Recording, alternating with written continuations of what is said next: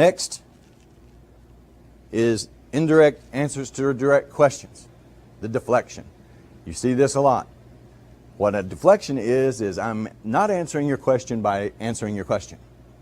I appear to have answered the question unless you realize that I didn't answer the question.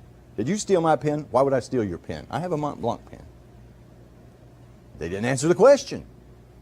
So now I'm suspicious as to whether or not you stole my pen, even more than I was before.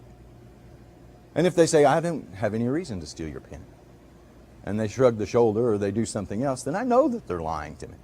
Now, how many people would have known that that was probably a false statement if you asked somebody that question? Not very many people would realize that.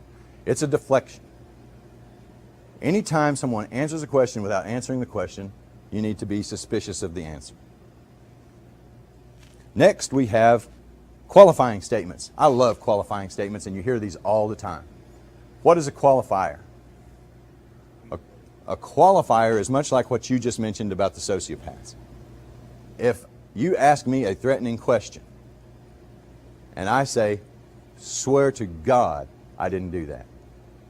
Anytime you hear something like, honestly, I don't know what they did at all. Or, did you take my client? Did you go visit my client? Well, honestly, I don't even know who your clients are. Now, I got a problem with that, because usually if you hear honestly, to tell the truth, something like that, to a threatening question, most likely they're lying. It's an 80% probability.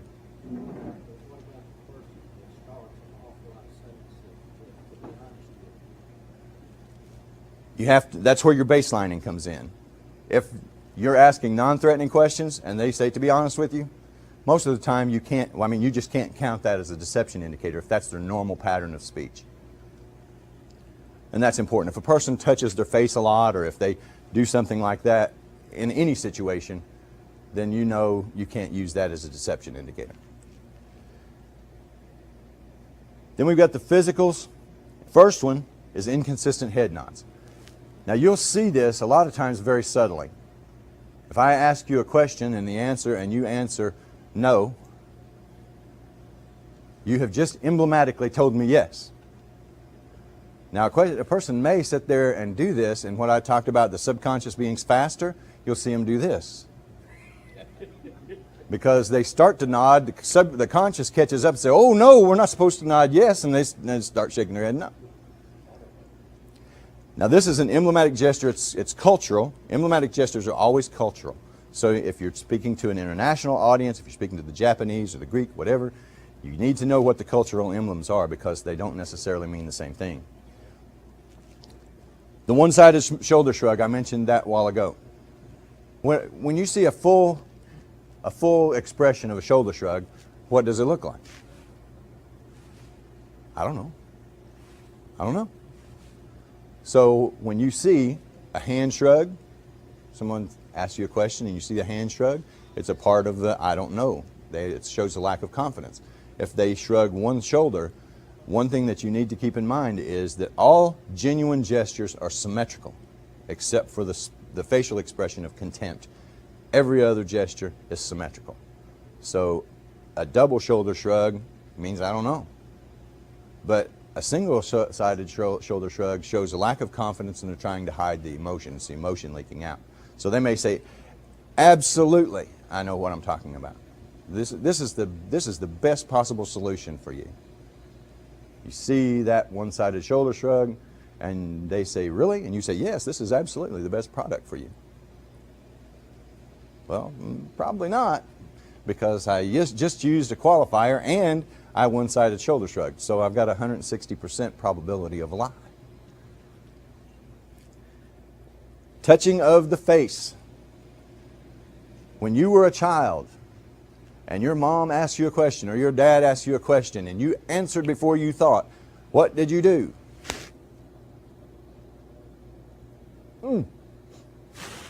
Hush, don't say any more.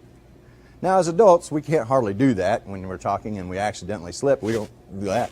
But you will see someone say something that they didn't mean to say, and then you'll see a finger go up and scratch the top lip.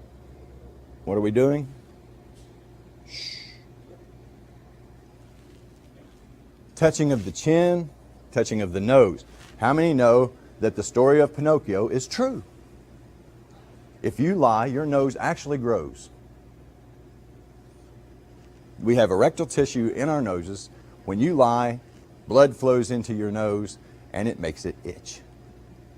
So if I tell you I have the best solution for your situation, most likely I lied, because my nose started itching right as I said that. Next one is blocking. Now you see blocking and you don't even realize it, because when we put up our defenses, if we start to get in a threatening situation, subconsciously your mind will try to protect you by building a barrier or a wall between you and the offender. Now, psychologically, it does not have to be a big wall. It can be an ink pen.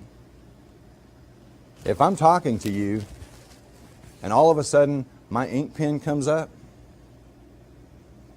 I've just put a barrier between you and I. If we're at a restaurant and my cup is over here and you ask me a question and I move my cup over here so that it's directly between us, I have just put a barrier between us. I have built a psychological wall. People have been known to actually get out of their chair, go get something, and set it back on the desk in front of them to block someone and not have any conscious recollection of doing so. It's the subconscious mind taking over to block someone from offending you. Very highly indicative of a lie. Then going backwards. If you ever watch a presenter speak, if they need to go backwards, they will angle. A good one will. They will never do this. Unless you're Richard Milhouse Nixon and you say, I am not a crook. This is a distancing gesture and a closing gesture with my arms. But when a person makes a point and they step back, they are trying to leave the lie there and get away. Now this could be as overt as a backward step. It could also just be leaning back just a little bit. Just moving away. That backing up gesture is very highly indicative of a lie. Now, in conclusion, deception detection is very easy to do once you know how and what to look for. I would highly encourage you all to look further into this subject, especially those of you in sales. A salesperson who is trained in deception detection and micro-expressions averages 20% higher close rate than an untrained sales rep. Now that means you can either sell 20% more or you can work 20% less. So if you like to golf, this is a great thing to do because you can reduce your work day by 20%. Anyway, I have had a great time presenting. Hopefully you all got something out of this. I appreciate your attention and listening. If you have any questions for me, you can reach me. I've got cards and you can email me, look me up on social media, my website, allincom.com, and then the new one should be up.